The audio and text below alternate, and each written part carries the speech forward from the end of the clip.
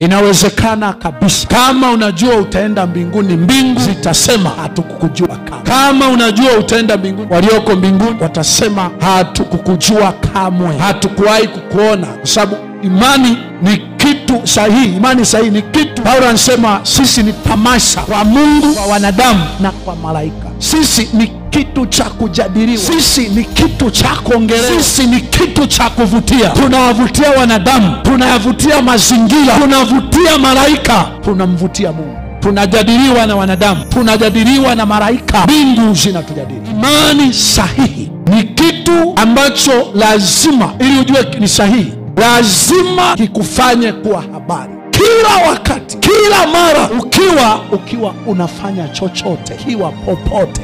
Matendo ya Mitume sura ya 6 na mstari wa 5 nasema, ndio, neno hili likapendeza machoni pa mkutano wote. Sawa. Wakamchagua Stefano, mtu aliyejaa imani, amejaa imani na Roho Mtakatifu. Kumbuka kidogo.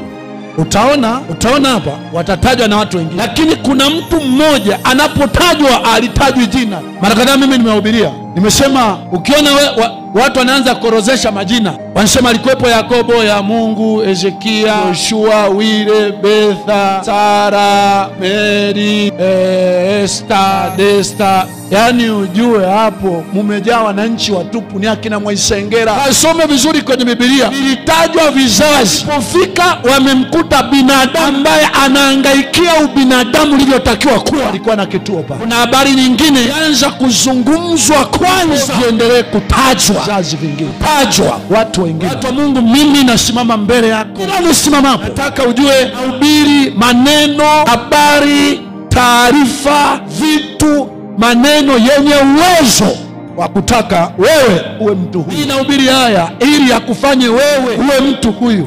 Zikisemwa, yani umeanza mwanzoni, umetajwa katikati, umetajwa mwishoni, wewe lisitajwe jina lako tu, wewe iweko na habari nyingine inatajwa juu yako. Wakati wengine yanatajwa majina yao tu, wewe yatajwa na maisha yako yanapita jina. Mtu aone nisije nikasahau, hata kama nina mambo mengi ya kusema juu ya mtu huyu, hata kama ningeweza kuyakusanya pamoja pale baadaye. Ukumbuke hizi habari zilikuwa zinaandikwa na waandishi, unanielewa? Hizi habari zilikuwa zinaandikwa na waandishi. Ni mwandishi anayeandika, anafika mahala anataja jina fulani, anaona huyu mtu hata kama nitamzungumzia baadaye, lakini walao hata hapa nisije nikasahau hili. Kuhubiri kwangu kwako, kwanza ujue, nimewambia mara kadhaa, mimi na share harakati zinazokuwa kwenye moyo wangu. Kile nijuacho kwamba nikiwa mahali, nikiwa na watu wao wanajua pana watu lakini hapa pana mtu, pana watu lakini hapa pana mtu, pana wachungaji hapa lakini hapa pana mtu,